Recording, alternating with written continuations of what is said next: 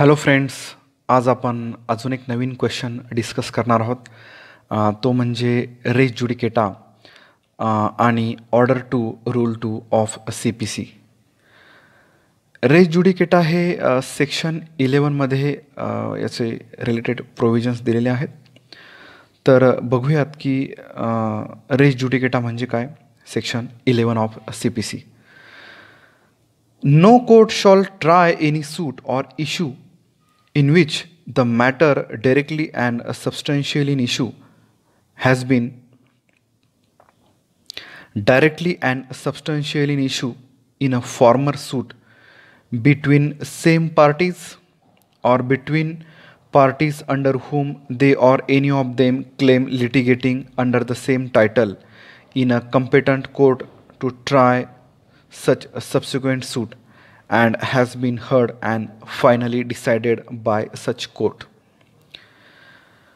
आता हे ऑब्जेक्ट काय आहे सेक्शन 11चं ते बघूयात. फर्स्ट ऑब्जेक्ट आहे no man should vexed twice for the same cause. Second object आहे it is in the interest of the state that there should be an end to litigation. Third object आहे a judicial decision must be accepted as correct. Fourth one, once a matter is decided by a competent court, no party can be permitted to reopen it in a subsequent litigation. And fifth one is applicable to both parties, plaintiff as well as a defendant. आता हे झालं object बघितलं आपण. याच्यामध्ये आपण अप्लिकेबिलिटी पण पाहिली, दोघांनाही लागू होतं, प्लॅन्टिफ आणि डिफेंडंटला पण.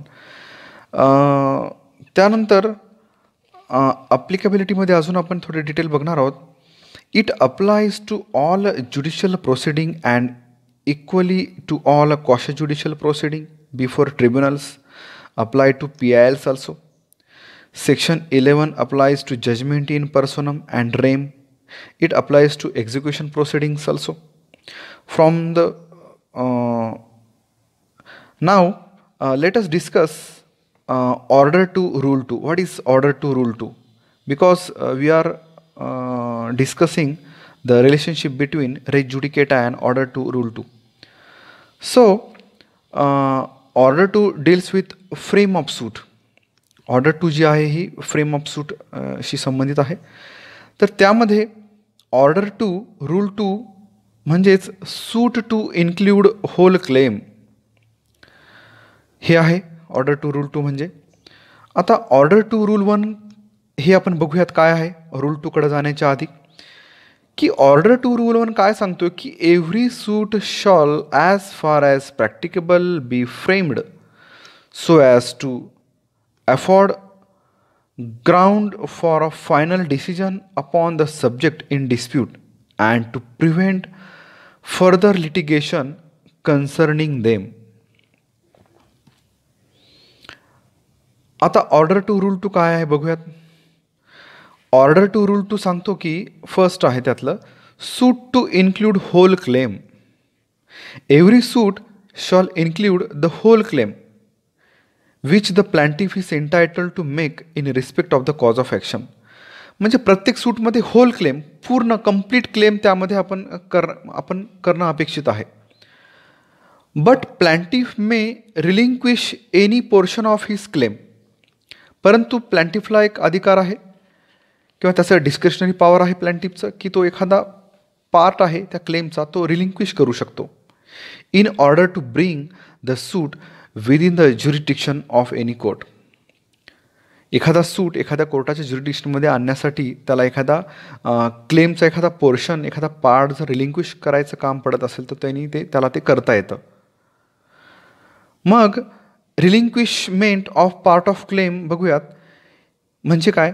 If a plaintiff omits to sue in respect of or intentionally relinquish any portion of his claim he shall not afterwards sue in respect of the portion so omitted or relinquished. आता जर प्लॅन्टिफनी असाच एखादा जर क्लेमचा जो part असेल, portion असेल, तो relinquish जर केला in order to bring the suit within the jurisdiction of any court, तर अशा परिस्थितीमध्ये त्यांनी ते जर इंटेन्शनली रिलिंक्विश केलेलं असेल तर he shall not afterwards sue in respect of the portion so omitted or relinquished. त्यानंतर त्याला स्यू करता येणार नाही त्या रिलिंक्विश केलेल्या पोर्शनबद्दल. त्यानंतर पॉईंट बघूया. थर्ड पॉईंट आहे ऑर्डर टू रूल 2मध्ये, omission to sue for one of several relief.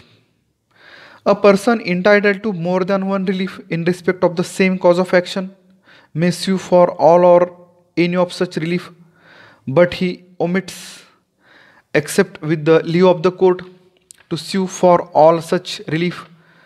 He shall not afterwards sue any relief so omitted. त्याला नंतर स्यू करता येणार नाही जर त्याने एखादी रिलीफ असेल ती ओमिट केली असेल तर, जी त्याला क्लेम करता येत होती पण त्यांनी ती रिलिंक्विश केली, तर अशा वेळेला परत मग ती रिलीफ मागता येणार नाही.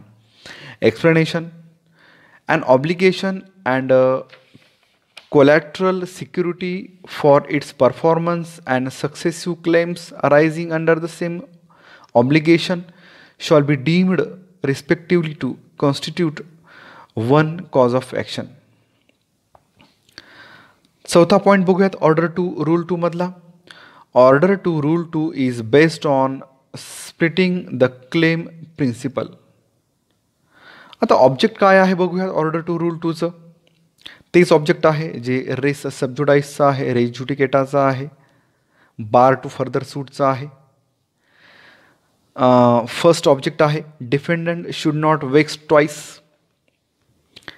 त्यानंतर सेकंड आहे the principle contain in this provision म्हणजेच ऑर्डर टू रूल 2मध्ये is design to counteract two evils, namely splitting up of claims and splitting up of remedies. Third आहे to avoid multiplicity of a proceeding. ह्या 3 महत्त्वाचे object आहेत. त्यानंतर बघूयात applicability काय आहे ऑर्डर टू रूल 2ची. Order two rule 2 apply only to suits and not to appeals, execution proceedings, arbitration proceedings or to a petition under under Article 226 of the Constitution of India. तर ही अप्लिकेबिलिटी आहे. ह्याच्यातले डिफरन्सेसचे points काय आहेत ते बघूयात आपण. 2च डिफरन्सेसचे पॉईंट्स आहेत. सेक्शन 11 रेस ज्युडिकेटा आहे आणि order two rule 2 suit to include whole claim.